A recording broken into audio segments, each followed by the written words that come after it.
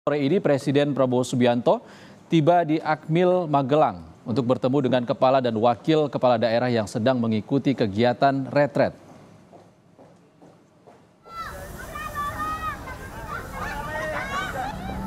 Rencananya usai tiba di Akmil Magelang, Presiden Prabowo akan memimpin parade senja bersama kepala daerah dan para menteri. Direncanakan mantan Presiden SBY dan Jokowi serta Ketua DPR Puan Maharani turut menghadiri parade senja.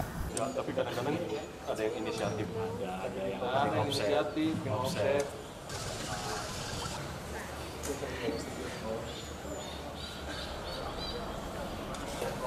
Iring-iringan kendaraan mobil Presiden ke-6 Republik Indonesia Susilo Bambang Yudhoyono melintasi gerbang Akademi Militer Magelang pukul 13.40 pada siang tadi.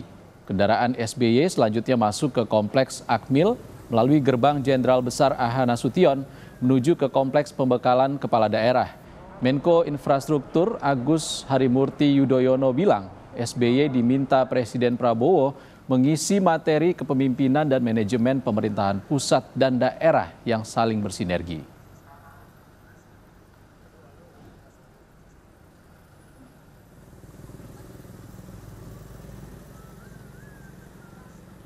Baik,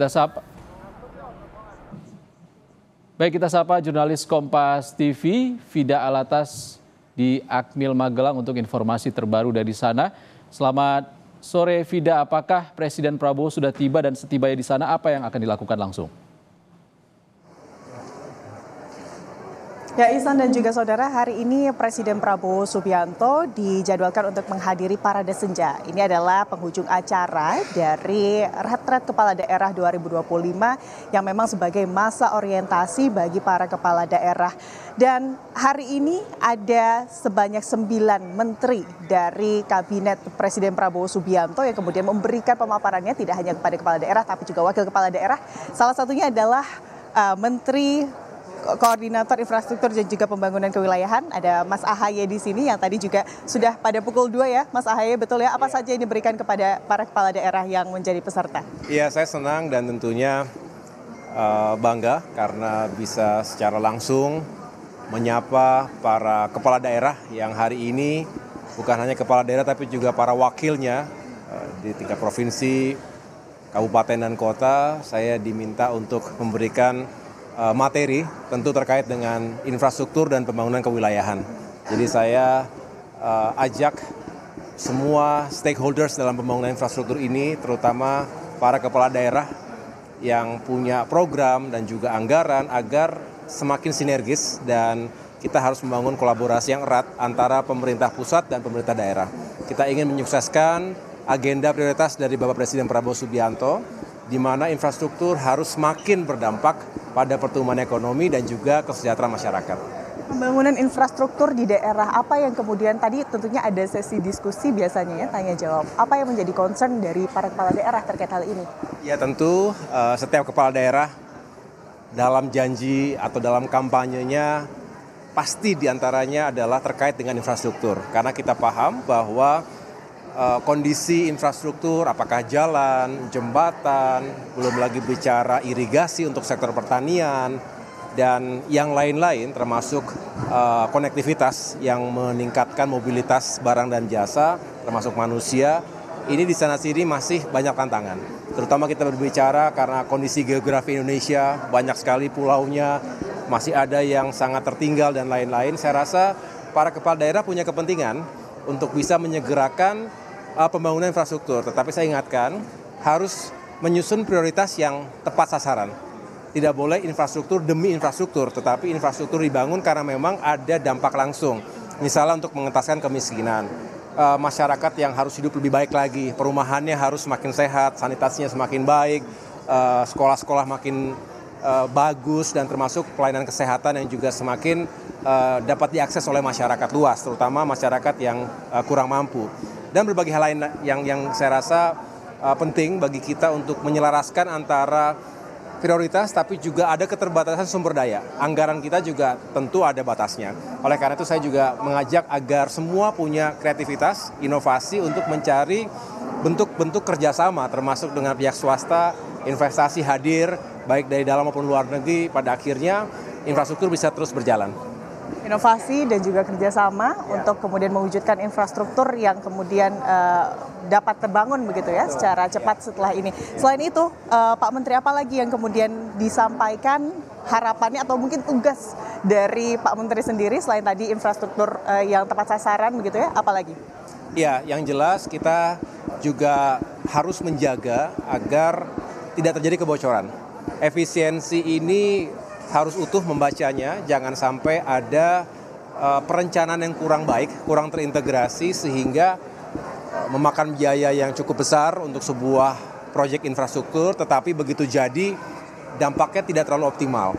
Ini juga harus dicegah karena bagaimanapun anggaran APBN kita juga banyak prioritas lainnya, jadi harus benar-benar setiap rupiah itu tepat sasaran. Tidak boleh ada penyelewengan, kebocoran, dan hal-hal yang merugikan negara dan juga masyarakat kita.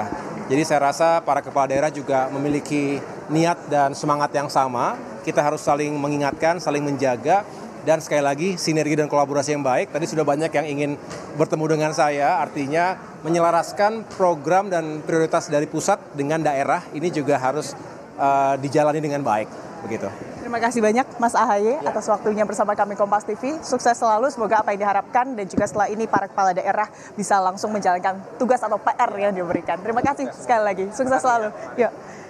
Itu tadi Ihsan dan juga saudara bagaimana pesan yang diberikan oleh Menteri Koordinator Infrastruktur dan juga Pembangunan Kewilayahan Agus Harimukti Yudhoyono kepada para kepala daerah dan juga wakil kepala daerah yang hari ini kemudian menjadi peserta pembekalan dalam retret kepala daerah di Magelang, Jawa Tengah.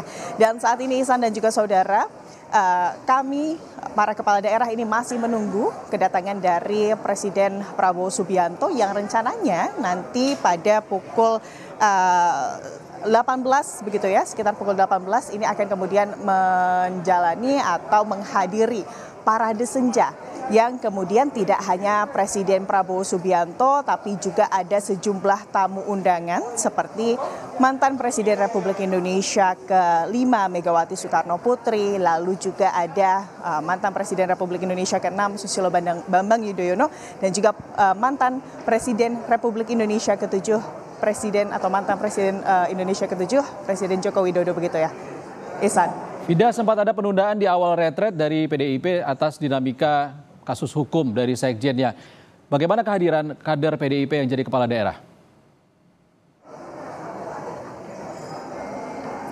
Ya, Ihsan dan juga saudara, informasi terakhir yang diberikan oleh kemudian Menteri Dalam Negeri Tito Karnavian menyebut bahwa dari total seluruh kader partai PDI Perjuangan yang kemudian terpilih menjadi kepala daerah baik itu tingkat gubernur maupun bupati dan juga wali kota, seluruhnya pada akhirnya menghadiri retret kepala daerah yang kemudian dimulai 2 hari ke belakang atau di hari keempat mereka baru bergabung. Yang tidak hadir, Ihsan dan juga saudara, atau kepala daerah yang tidak hadir ini adalah kepala daerah yang berasal dari Provinsi Bali. Baik itu Gubernur Bali begitu ya, Iwayan Koster, dan juga jajaran bupati dan juga wakil bupati dari Partai PDI Perjuangan. Dan tentunya nanti di parade senja para kepala daerah termasuk kader PDI Perjuangan ini juga akan hadir untuk mendengarkan kemudian arahan dan juga beramah tamah bersama dengan Presiden Prabowo Subianto. Kami nantikan informasi terbaru dari Anda nanti. Terima kasih, Fida. Saudara